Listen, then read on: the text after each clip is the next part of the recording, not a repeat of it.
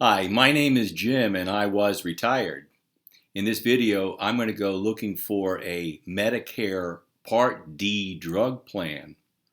And because that's something that everybody on Medicare can do at this time of year, you can follow along whether you're getting ready for Medicare or already on Medicare.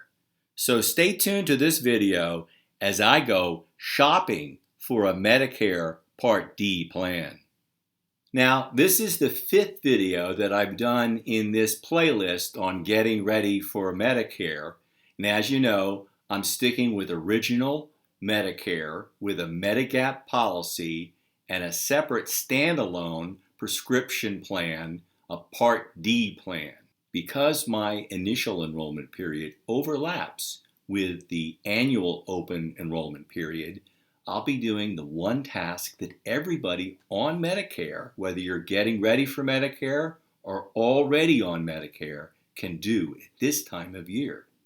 October 15 through December 7 is the annual open enrollment period, and that's the time when people on Medicare Advantage or a standalone prescription plan Part D can go in and make sure that their choices are the right ones for the coming year.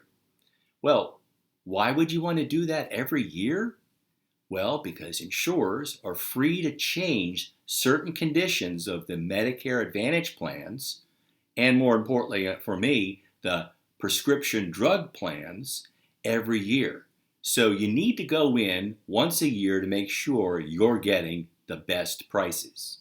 Yet according to the Kaiser Family Foundation, less than a third of the beneficiaries actually take advantage of this annual opportunity to look at their plans and make a choice. And that means that they're potentially spending hundreds and thousands more than they need to on their prescription drugs. That was true whether or not the enrollee was in a standalone prescription drug plan with a traditional Medicare or a Medicare Advantage with a Part D component. They're just not going in there and looking for the best prices each year.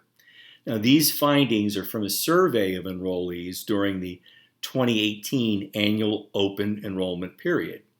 And if you look down here at the breakdowns, demographic breakdowns, it seems that the folks that need to search for the best prices the most, those who are older, poorer, less healthy, more rural, those are the folks that need to make sure they're getting the best prices and they're just not going out there and shopping. Part D drug coverage, like the Medicare Advantage plans, are run by insurers, so it's the privatized portion of Medicare.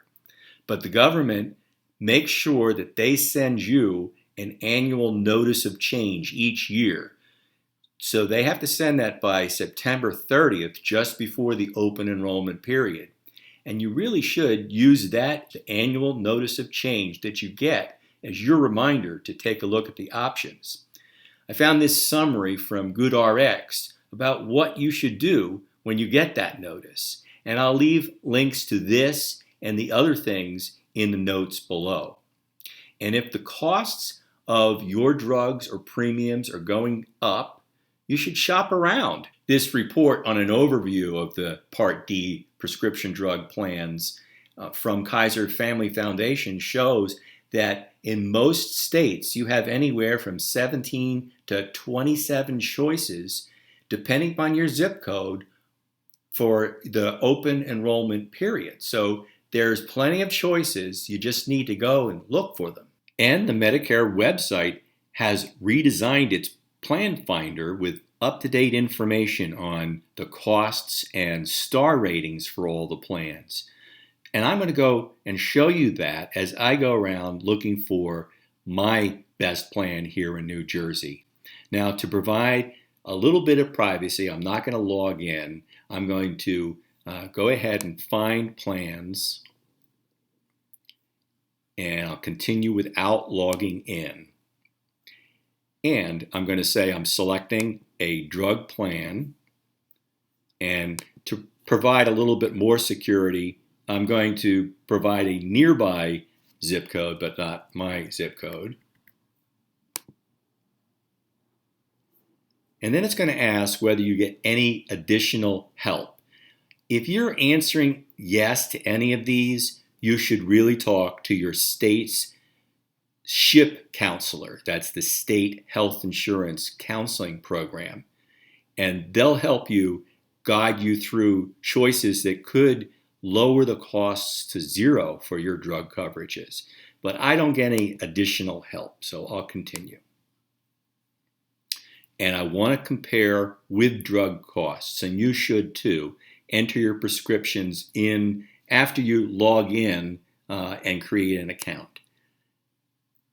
All right, so for some additional privacy, I'm just going to enter 3 maintenance drugs here for a profile of a retiree, so it's close to what I'm going to be doing.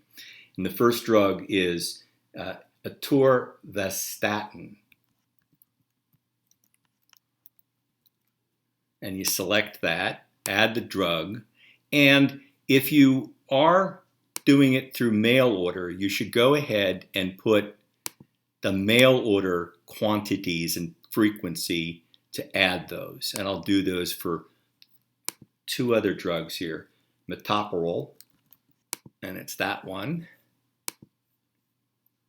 And again, do 90 and every 3 months. And I'm going to add one more drug called ezetimibe. It's Zetia is the brand name, but there it is. I'm going to add that drug, and I'm going to change that quantity to 90 days every 3 months and add that.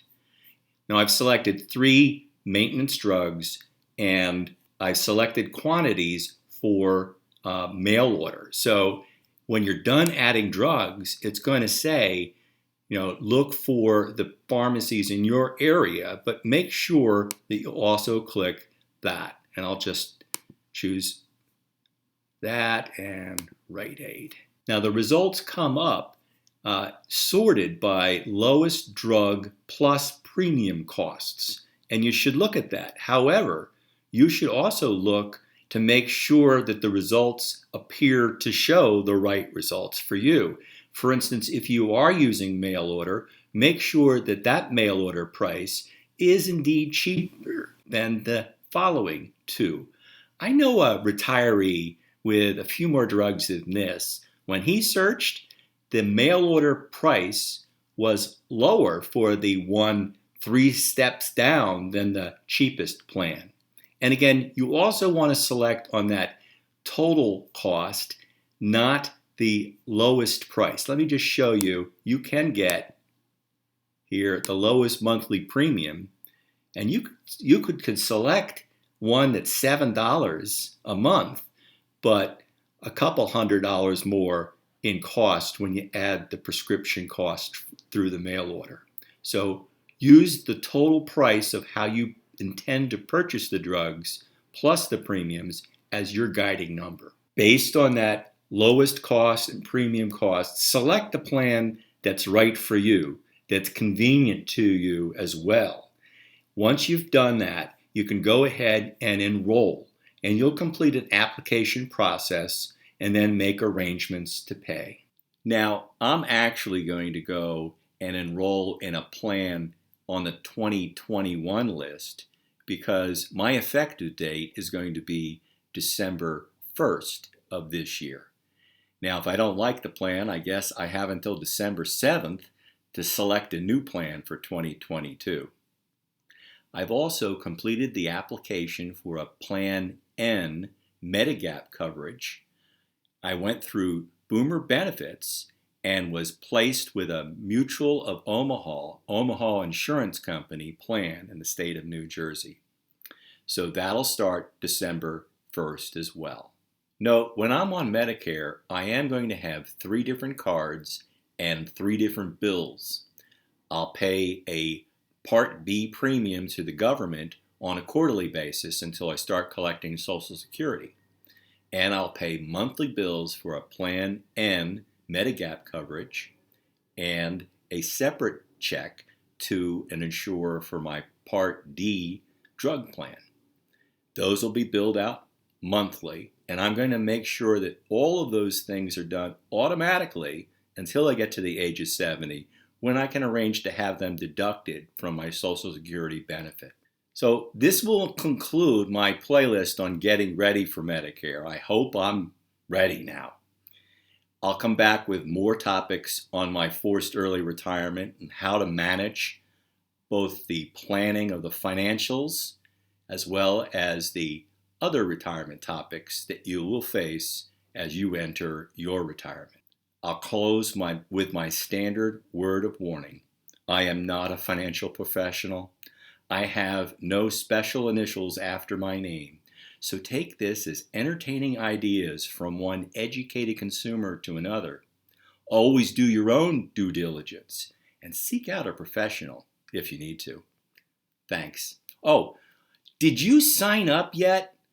The more subscriptions I get, the higher this will be in the search results. So please, hit that button. Thanks.